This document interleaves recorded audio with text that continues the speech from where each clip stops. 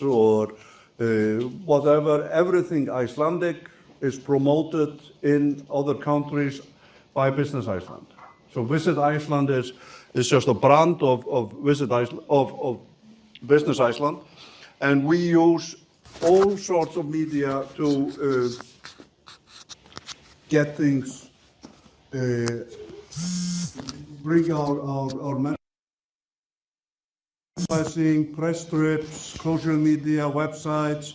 We use everything that we can have to get our message across. And Iceland is, it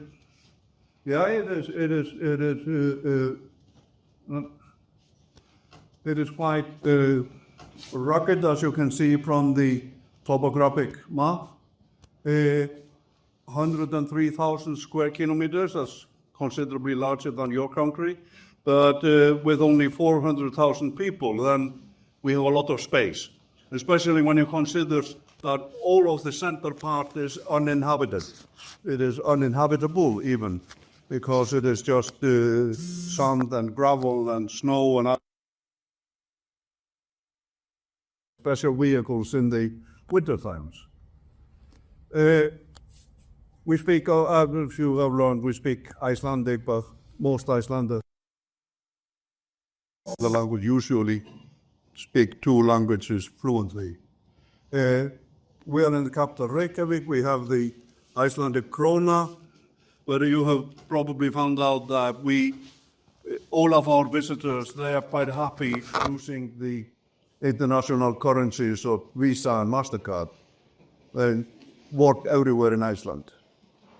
But we are a mild country. It only goes down to -1 on average in the wintertime, but only to +11 in the summertime on average.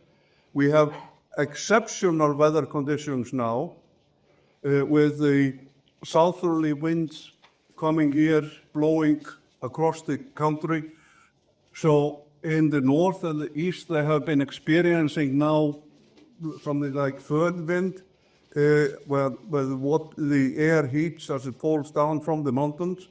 So on the east coast, on several places, they have been recording 20 degrees now in the beginning of November. This is, of course, crazy. But that is something that happens in Iceland. We had nice and steady tourism industry here in Iceland, growing nice 3, 4, 5% a year. And in the year 2010, we were receiving just around 500,000 visitors. Yeah, tourism was not a big issue. It was a sidestep, a side issue for many. It was definitely not a whole year-round business, and it was, at least by the politicians, considered very unimportant. And they would much rather put their money on fish or aluminium or something more, things like that. But then something happened. We had the Eyjafjallajökull eruption in 2010. It was nearly a 2-month eruption, and the ash cloud from this eruption blocked all flight traffic in Europe for a week. And it was quite a big event, but the thing is, it really didn't matter so much in Iceland. This is Eyjafjallajökull, and the eruption was here, and it blew the ash to the sea. So there was a tiny, tiny part of Iceland that was affected. Our airports were open all the time, even though everything closed down in Europe. So we were hardly affected by it. But we saw the press, this is Sydsvenska Dagbladet, with pictures of apocalypse. It was, and we saw booking numbers and tourism flow. It was going straight down, because who in the right mind would be coming to a country like this? So we went into a public-private partnership in marketing. The government, Iceland, all the leading companies, we all joined hands and created one fantastic campaign, which was called Inspired by Iceland. And it really rocked. It was a tremendous success. And what we got was that we managed not only to reverse this negative trend, but we managed to lift it. And so 2010 in the end was about what we had expected, yes. So what were the target markets for this campaign?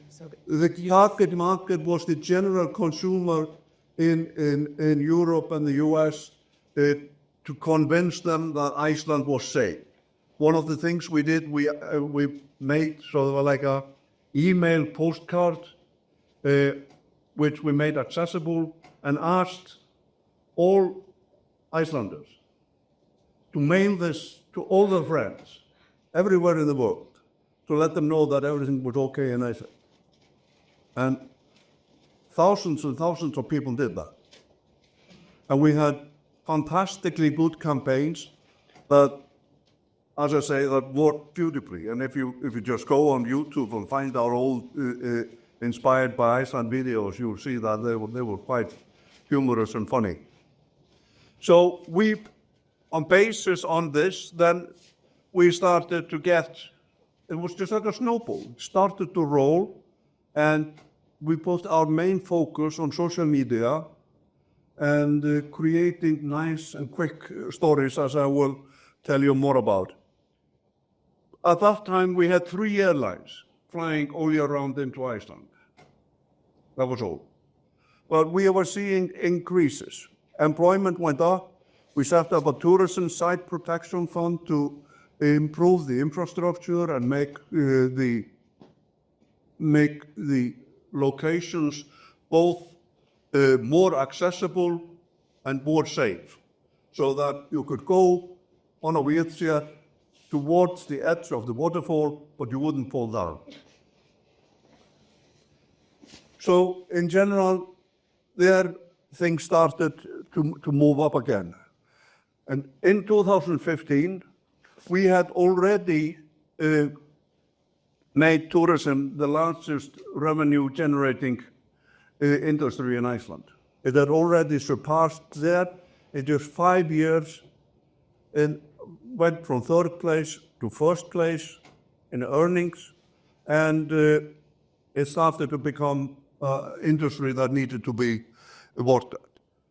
We put all of our focus in getting people off season, getting people on, not in the summertime was easy selling, people just came. But all of our marketing was get people on in the other part of the year, September, October, April. And this we have been quite successful in. And we had to, therefore, all of our marketing tactics were based on this. You never saw any pictures seeing where everything was nice and sunny and warm and people in shorts and things like that. No. We had this, we had snow, we had winter experience, and we tried to get people to learn about new areas of Iceland, test something new, go somewhere else, not hang around in 101 Reykjavik. That was, we didn't want people to be there. Well, they were there, we wanted them to go on more places.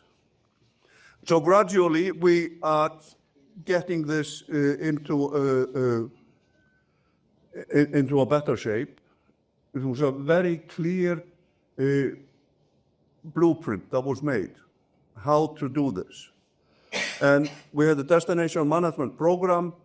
We encouraged responsible travel behavior.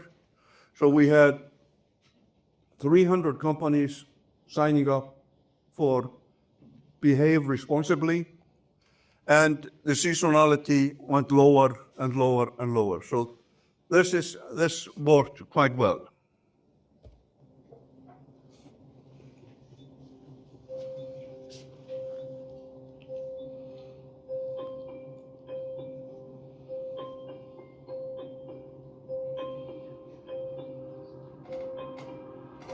This is absolutely forbidden.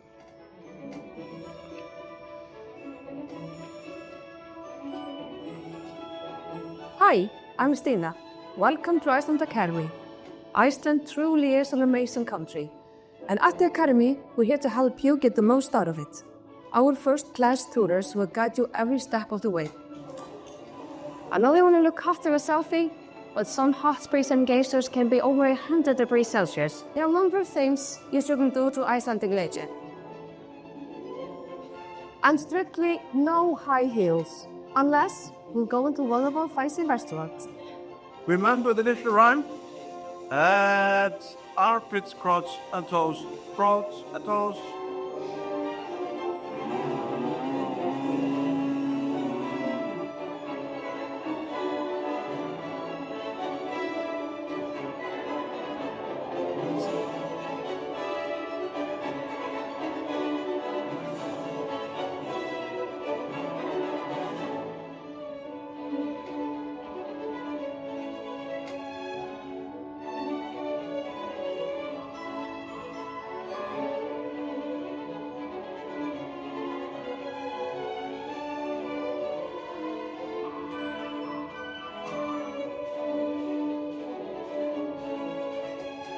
They can't wait to have you at Iceland Academy.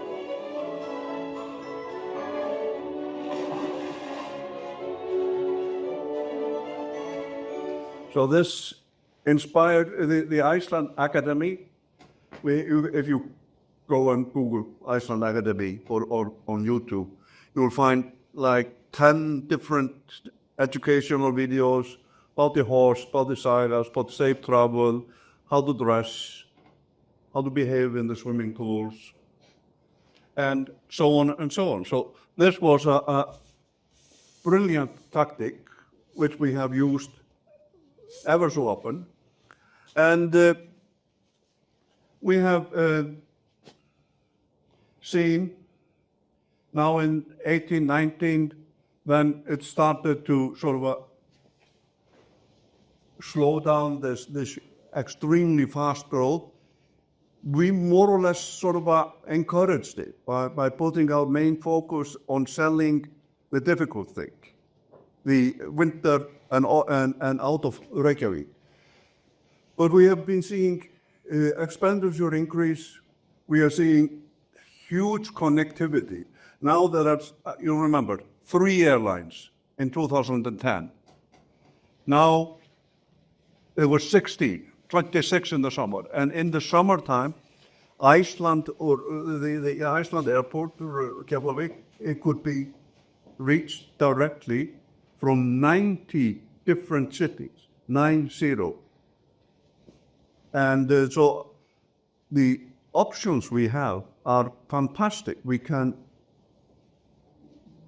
go practically anywhere, at least in Europe and US, directly. And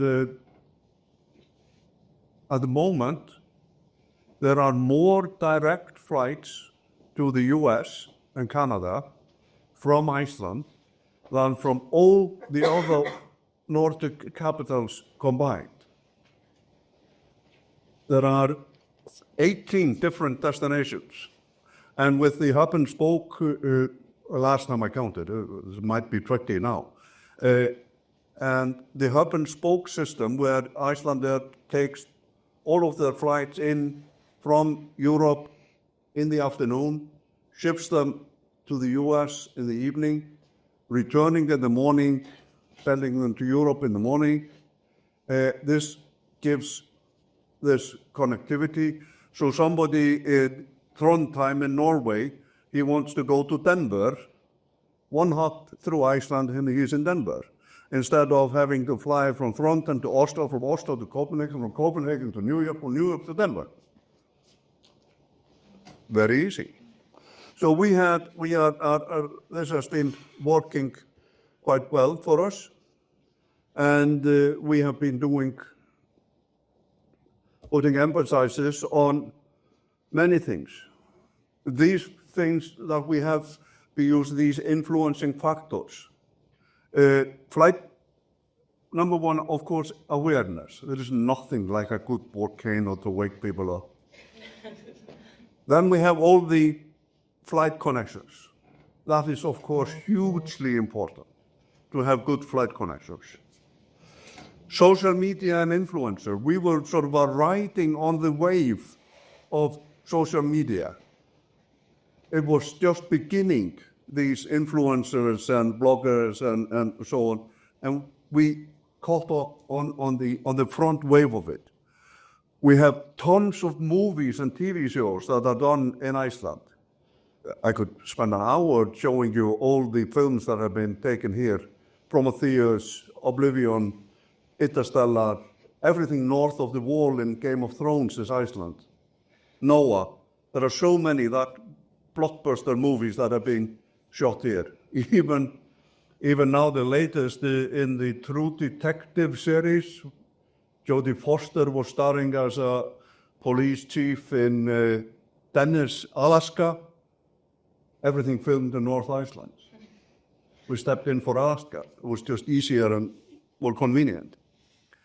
So we use our destination marketing through public relations and social media, and we do a lot of B2B workshops and travel shows. We attend all the big travel shows in London and Berlin, Singapore, Madrid, and we do a lot of our own workshops where we do a round, go to a country, do a workshop with maybe 6, 8, 10 companies with us, and then hop on to the next city and the next city. We used to participate in a thing called Matka in Helsinki, which is always held in January. It's rather inconvenient time to be in Helsinki. And 2 times we did this, that we started in Vilnius. We flew to Vilnius, and then we started in Vilnius, Riga, Tallinn, Helsinki. And bing, bing, bing, one show every morning, and then into a bus and drive to the next. Quite hard work in January, in the snow. But one of the things that we like to tell people is that they should be honest about the destination. We are the last group of people we want here are the sea, sun, and sand crowd. They can stay in the Mediterranean. Here we want serious people that are not afraid of a little rain and a little wind. If you are ready and you're properly dressed, then it is no problem. And we are constantly working towards sustainable tourism, both through the economy and with the community and with the environment. So we try to have full emphasis on that we can make tourism work without reducing the quality of the product. If we let the product spoil, then there's no going back. If we get the reputation for, no way that we should go there, there is just everything is broken down and there are just crowds of shouting people and there's no nature, then it's gone. Then you can forget it. You have to take in, for example, the balance between utilization and conservation, and in general, be very careful what you do.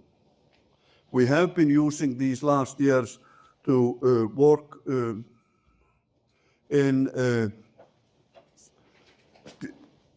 making the both building more hotels, improving the roads, improving the access to the tourist sites. So this sustainable development benefits the local. We have a balance between conservation, and we have still providing a unique experience and a profitable business.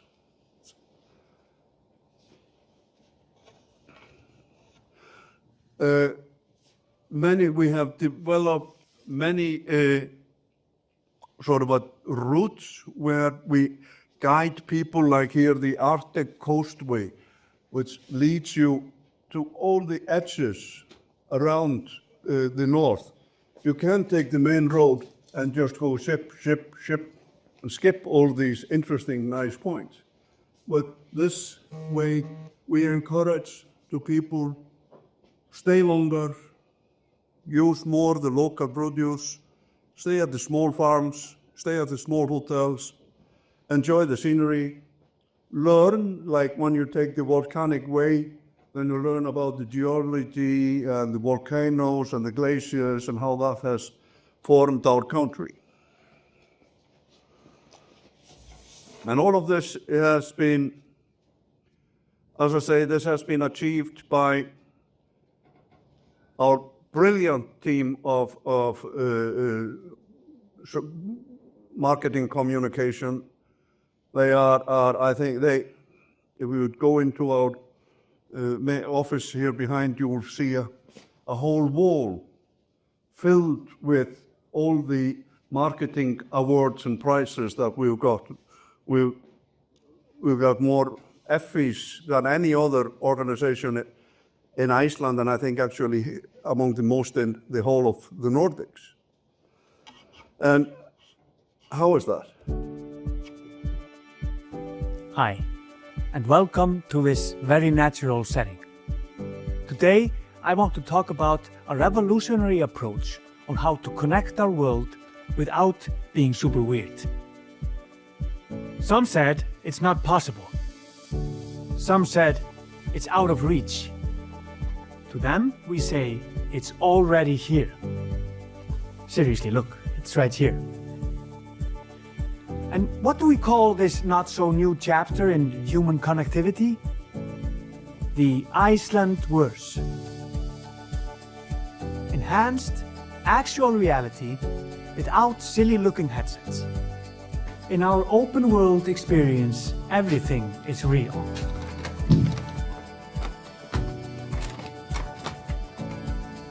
And has been for millions of years. It's completely immersive, with water that's wet. With humans to connect with. You're human, right? Isn't she funny? In the Iceland verse, there's real moss you can look at, but please don't touch. It's very delicate. Skies you can see with your eyeballs. Volcanic rocks you can caress. Really big geysers you can observe from a safe distance. Birds you can watch. They're really cute, but a bit stupid. Waterfalls you can stand near, like this one, that one, this one, that one, and even this one. Horses you can ride, with hair you can touch. The Iceland verse is a world with possibilities so endless, they'll be here forever. So join us today, or tomorrow, or whenever. We are really easygoing. Now, please enjoy our logo.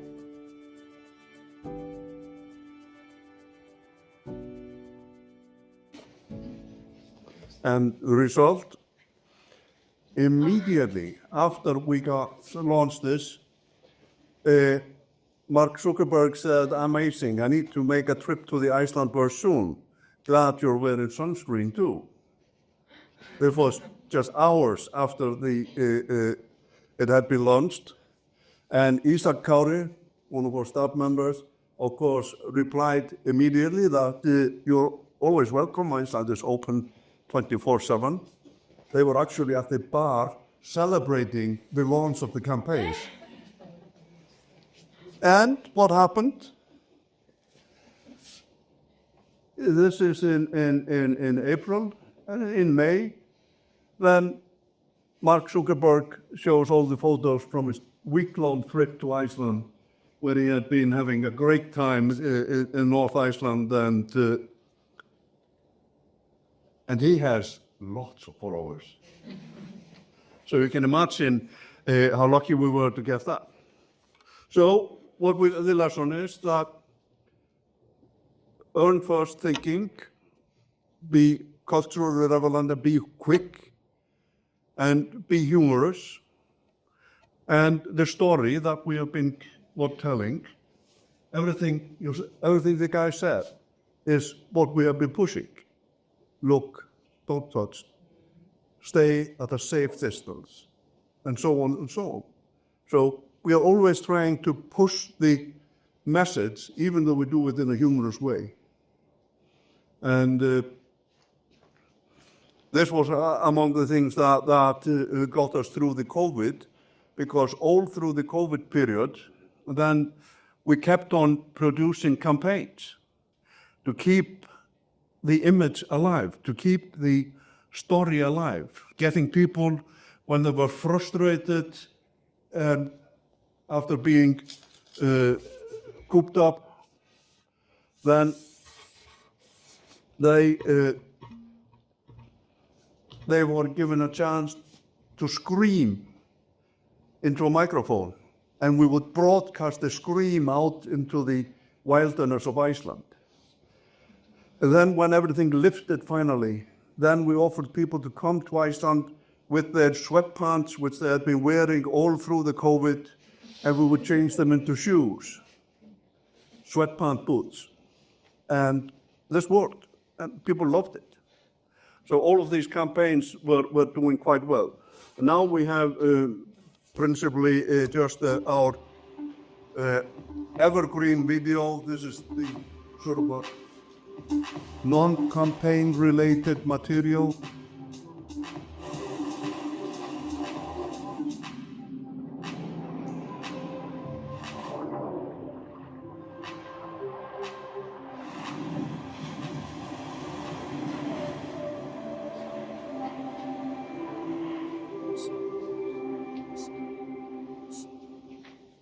Yeah, this is how we do it here in Nepal. Questions? Okay, you can go. Oh, seriously, there must be some questions that you. This is in a nutshell what Visit Iceland has been doing for the last 15 years, and we have been quite lucky. We had these outside things that affected us, like volcanic eruption, like the emerge of the social media. I think we can say that we have floated on the top of the social media. Hugely increased air traffic, but the air traffic comes from demand, because that you have all these people that are interested in visiting Iceland. So, and we have been trying to take care of our product, making sure that it remains unspoiled. So, yeah, that's how you do it. So you are fully state-funded, yes? Sorry? You are state-funded, like the state country gives the money. The Government. The government pays part. Yes, we work with a contract through the government to do the general promotion of Iceland, but all of our B2B work is done in very tight cooperation with the companies. So all of that, companies have to pay quite a lot to participate in the World Travel Market and the ITB and so on. And they chip in as well. And the first campaigns which we did, they were like 50-50 funded. The government said, if the industry brings in so much money, then we will match it up to, of course, a limit. But we got a tremendous amount of spending from the industry itself in the beginning, and are still. And was it easy to convince you, like, it was quite a huge campaign, so it was quite a huge... It was quite a big campaign, but